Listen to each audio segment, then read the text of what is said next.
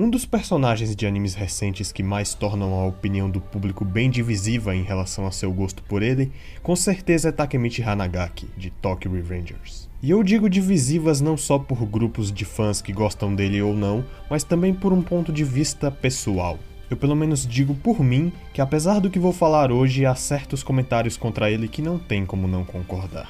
Mas o título desse vídeo já entrega a minha impressão geral sobre Takemichi, e ao longo desses X minutos vamos observar como Takemichi Hanagaki é sim um bom protagonista, pelo menos até agora. Mas o que é o até agora? Quero dizer os 24 episódios do anime lançados até então. Aproveitando a brecha para avisar que este vídeo conterá spoilers da primeira temporada de Tokyo Revengers. Dito isso, não se preocupem, fãs apenas do anime, pois o até agora não é nenhum tipo de spoiler ou insinuação de que ele piora no futuro, até porque eu não li o mangá para saber. E leitores do mangá não precisam encher os comentários com spoiler na tentativa de refutar minhas impressões. Respeitem a experiência do coleguinha, então qualquer spoiler, deixem um aviso no topo do comentário antes das suas considerações em si.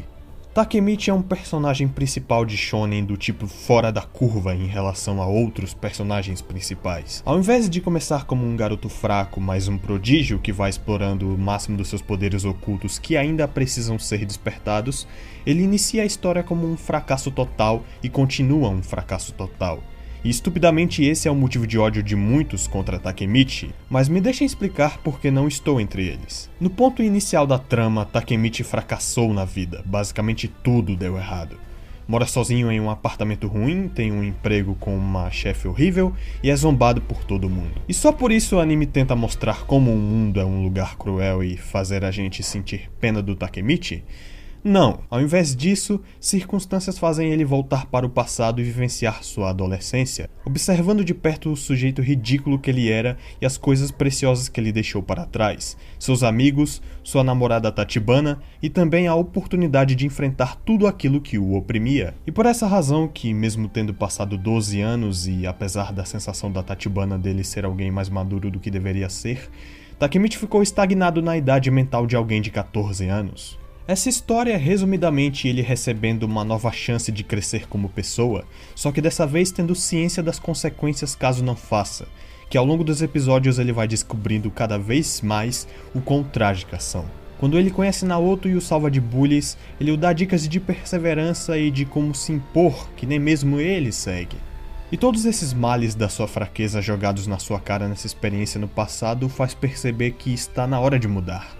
Ou melhor, já passou da hora de mudar há 12 anos. Durante essa experiência de viagem no tempo, somos apresentados a Kiyomasa, um personagem que representa toda a falha de Takemichi, um brutamonte com mais de 1,80 que acabou com toda a sua prepotência e o submeteu a uma humilhação, também responsável por Takemichi se diminuir e abaixar a cabeça para todo mundo futuramente. Então o momento em que Takemichi interrompe a luta do amigo Takuya, o qual não sabia brigar e que com certeza levaria a pior, para desafiar Kiyomasa, é não só um grande passo de provar para si mesmo o quanto ele é forte, como também um ato de puro heroísmo. Esse ato ainda evitou o percurso natural das coisas, em que o Akio é preso por esfaquear Kiyomasa, além de fazer com que Takemichi fosse notado por Mike, e assim sendo possível a operação para impedir a morte de Draken. Episódios depois, Kiyomasa retorna no dia da batalha contra Mebius para acabar de vez com Draken, no momento o qual seria o ápice do confronto de Takemichi com a personificação da sua impotência. Enquanto Takemichi treme ao encarar Kiyomasa novamente,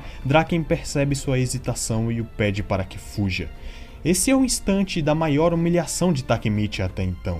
Um cara todo arrebentado nota o medo dele e assume a responsabilidade de enfrentar os oponentes sozinho para que ele possa fugir. É o momento foda do personagem que sente uma verdadeira vergonha por ser fraco e precisa mudar a situação.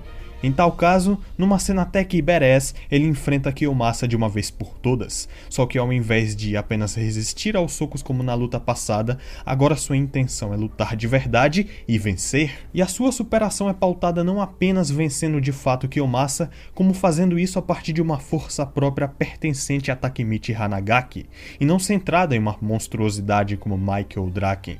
Algo que parte do conflito de auto-reconhecimento do Takemichi relacionado às palavras ditas por Hina. Esse é inegavelmente o ápice do crescimento de personagem de Takemichi nessa temporada e da temporada como um todo. Outro dos motivos de Takemichi ser tão odiado por alguns da fanbase é ele ser fraco e continuar fraco.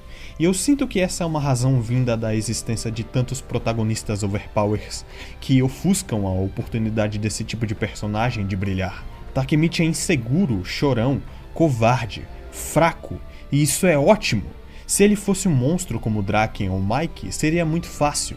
A ideia da história é ser uma missão quase que impossível para alguém como ele, e é isso que gera tanta atenção e, além disso, identificação, o que cria empatia. Você provavelmente agiria como Takemichi se estivesse no lugar dele. Ele representa o nosso ponto de vista, nossas reações a meio a todos aqueles selvagens, as situações e a guerra que acontece.